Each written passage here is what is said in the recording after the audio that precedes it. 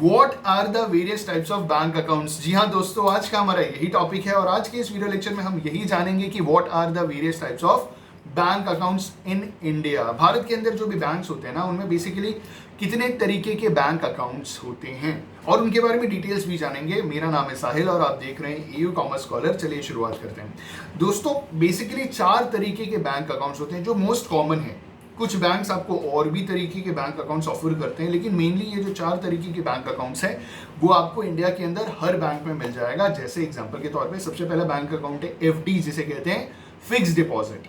दूसरा है recurring deposit, जिसे आरडीवी कहा जाता है। तीसरा है सेविंग्स बैंक अकाउंट और चौथा है करंट अकाउंट। शुरुआत करते हैं एफडी से। FD is fix deposit account. Fix deposit account अगर आप ऑनलाइन पैसा ट्रांसफर करते हैं एफडी में, तो मिनिमम आप 5,000 रुपए से शुरू कर सकते हैं। और अगर आप बैंक ब्रांच जाकर के एफडी करवाना चाहते हैं तो वहां पे लिमिट अलग है। वहां पे मिनिमम आपको 10,000 से एफडी कराना पड़ेगा। मिनिमम आप 7 दिन के लिए एफडी करा सकते हैं और मैक्सिमम आप 10 ईयर्स तक के लिए एफडी करा सकते हैं। इसमें जो रेट ऑफ इंटरेस्ट है वो थोड़ा वैरी करता है, लेकिन जो रेंज है वो 6.6% से लेकर के 7.25% तक डिपेंड करता है कि आप किस बैंक में अपना एफडी कराना चाह रहे हैं। इसका तरीका ये है कि मान लीजिए मैं अपने बैंक ब्रांच में जाकर के आज की रेट में मैंने एफडी करा ली, 10,000 रुपये जमा करा दिया। ऑनलाइन ट्रांसफर में 5,000 है, मतलब ऑनलाइन भी एफडी होती है इंटरनेट बैंकिंग के थ्रू। मैंने बैंक में जाकर के पैसा जमा करा दिया, मिनिमम 10,000 रुपये, और मैंने 10 साल का टेन्योर भर दिया, जो टाइम पीरियड है। अब 10 साल के बाद मुझे जो मेरा प्रिंसिपल सम है और इंटरेस्ट, अब इसमें इंटरेस्ट जो होता है ना वो कंपाउंड होता है। मतलब आप समझ रहे हैं कि प्रिंसिपल में इंटरेस्ट जुड़ा, उस पर इंटरेस्ट मिला, फिर वो प्रिंसिपल में पिछले अमाउंट में जुड़ा, फिर इंटरेस्ट मिला, तो ये कंपाउंड इंटरेस्ट मिलता है।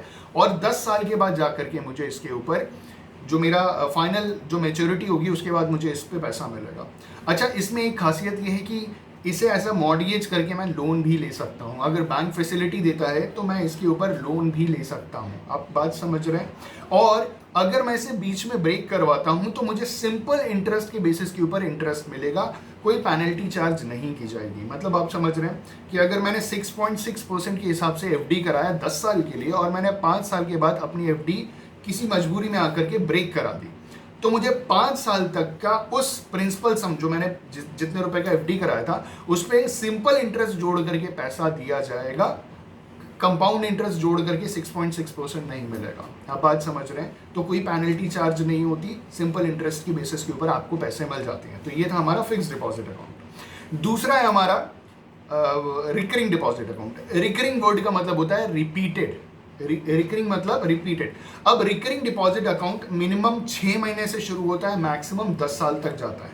आप बात समझ रहे हैं। और इसमें मिनिमम कुछ बैंक मिनिमम 10 रुपए से भी शुरू कर सकते हैं, मतलब मिनिमम आप 10 रुपए पर मंथ जमा कर सकते हैं। लेकिन बेसिकली कहा जाता है कि आप मिनिमम 100 रुपए जमा करें। जो ज़्यादातर बैंक ऑफर करते हैं वो मिनिमम 100 रुपीज़ ऑफर करते हैं कि मिनिमम 6 महीने तक आप पैसे जमा कर सकते हैं और मिनिमम 100 रुपीज़ से ये आप रिकरिंग डिपॉजिट अकाउंट शुरू कर सकते हैं। मिनिमम टाइम पीरियड कितना है? 6 महीना। मैक्सिमम टाइम पीरियड कितना है? 10 ईयर्स। मिनिमम आप 100 रुपए से जमा कर सकते हैं हर महीने और मैक्सिमम की कोई लिमिट नहीं।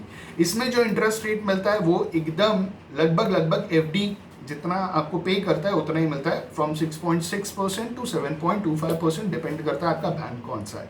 ठीक है दोस्तों। लेकिन अगर आप कंपाउंड की बात करेंगे तो एफडी में कंपेरेटिवली ज़्यादा पैसा मिलता है, क्योंकि हमने एफडी में एक साथ पूरा लमसम पैसा जमा कर दिया। आरडी में क्या होता है कि हम हर महीने इंस्टॉलमेंट में पैसा जमा करते हैं। तो जब हम हर महीने इंस्टॉलमेंट में जमा करेंगे तो जितना जमा होगा उस पर इंटरेस्ट मिलेगा हमें। ठीक है दोस्तों। तो ये था हमारा रिकरिंग डिपॉजिट अकाउंट। अब बात करेंगे हम करंट डिपॉजिट अकाउंट्स की।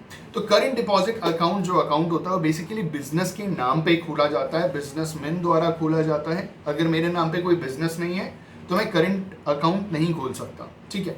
दूसरी चीज की करंट अकाउंट जो होता है इसमें कोई इंटरेस्ट नहीं मिलता हमको। इसमें नंबर ऑफ ट्रांजैक्शंस की कोई लिमिट नहीं है। मतलब आप एक दिन में जितनी मर्जी उतनी बार ट्रांजैक्शन कर सकते हैं। आपका बिजनेस बहुत बड़ा है तो जितनी मर्जी उतनी बार आप ट्रांजैक्शन कीजिए। ट्रांजैक्शन मतलब कितने भी बार आप पैसे डिपॉजिट कर सकते हैं, कितने भी बार पैसे आप विड्रॉ कर सकते हैं, कितनी भी बार चेक लग सकता है, कितनी भी बार आप किसी को चेक इशू कर सकते हैं। इसमें चेक की फैसिलिटी होती है, आपको चेक मिल जाएगा बैंक की तरफ से।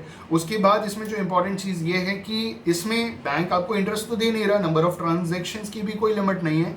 उल्टा बैंक आपसे जो भी बैंकिंग सर्विसेज प्रोवाइड कराता है बैंक, उसके चार्जेस आपसे लेता है।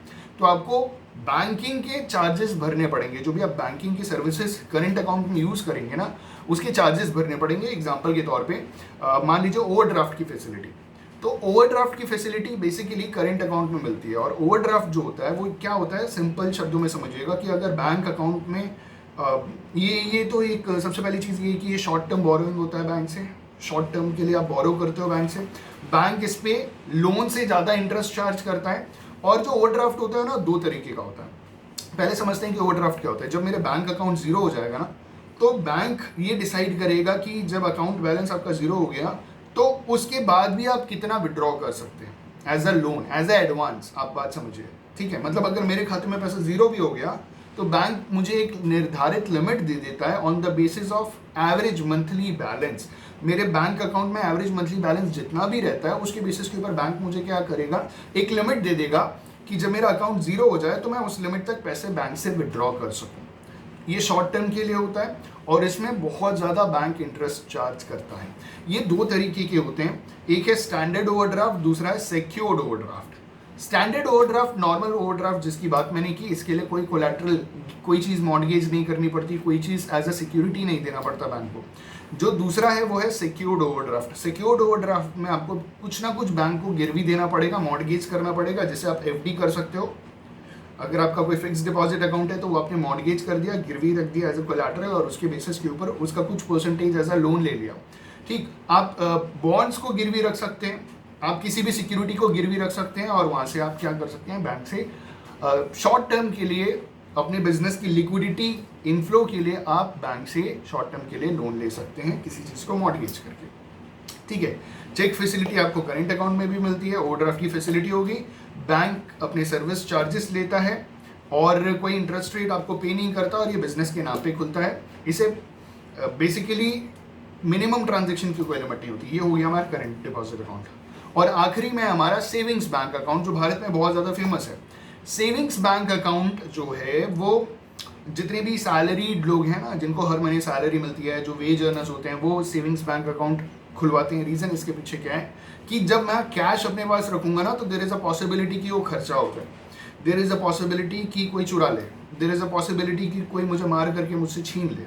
आपको मालूम है ना, हर एक चीज़ महंगी हो रही है, लेकिन इंसान की जान की कीमत सस्ती होती चली जा रही है। तो आप न्यूज़पेपर भी पढ़ते होंगे, आपने सुना होगा ना कि 100 रुपये के लिए, 50 रुपये के लिए, 20 रुपये के लिए किसी की जान ले ली।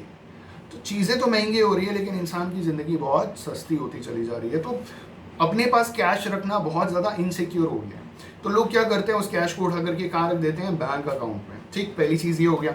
अब बैंक अकाउंट में आपका कैश सिक्योर है, फालतू खर्चे से, चोरी चकारी से, थेफ्ट से एकदम सिक्योर हो गया। दूसरी चीज़, बैंक आपको रेट ऑफ इंटरेस्ट देता है। बैंक क्या करता है, कुछ इंटरेस्ट पे करता है जो भी हम बैंक में पैसा रखते हैं सेविंग्स बैंक अकाउंट में।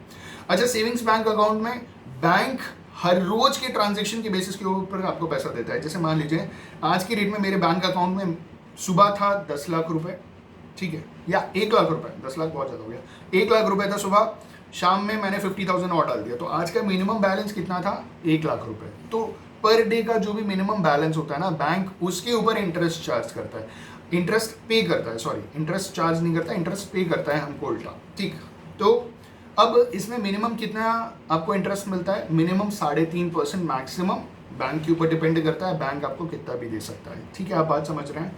तो मिनिमम इंटरेस्ट रेट 3.5%, मैक्सिमम की कोई लिमिट नहीं होती। बैंक आपको एक चेकबुक प्रोवाइड कराता है। दूसरी चीज़ क्या है कि ये मोस्ट पॉपुलर टाइप का बैंक अकाउंट है। इंटरेस्ट रेट जो है ना, जो भी है वो रेगुलेट करता है reserve bank of India, savings bank account में। ठीक, और इसमें नंबर ऑफ ट्रांजैक्शंस बहुत लिमिटेड होते हैं। मतलब हर महीने आप लिमिटेड पैसा निकाल सकते हैं, लिमिटेड बार जा करके निकाल सकते हैं। ज़रूरत से ज़्यादा निकालेंगे तो बैंक पेनल्टी चार्ज करेगा। ठीक, आप लिमिटेड पैसा डिपॉजिट करते हैं, ज़रूरत से ज़्यादा अगर आप बार बार जा करके पैसे डिपॉजिट करेंगे तो भी उसमें बैंक कुछ पैसे चार्ज करेगा। इसमें कुछ मिनिमम बैलेंस मेंटेन करना होता है, जो एफडी, आरडी और करंट अकाउंट में मिनिमम बैलेंस मेंटेन करने की ज़रूरत नहीं है। आप बात समझ रहे हैं। तो ये था हमारा सेविंग्स बैंक अकाउंट। उम्मीद है 4 तरीके की जो बैंक अकाउंट्स हैं वो आपको क्लियर हो गए होंगे। अगर कोई डाउट हो तो प्लीज़ कमेंट बॉक्स में बताइएगा। वीडियो पसंद है तो लाइक शेयर कमेंट जरूर कीजिए। Thank you so much, have a good day.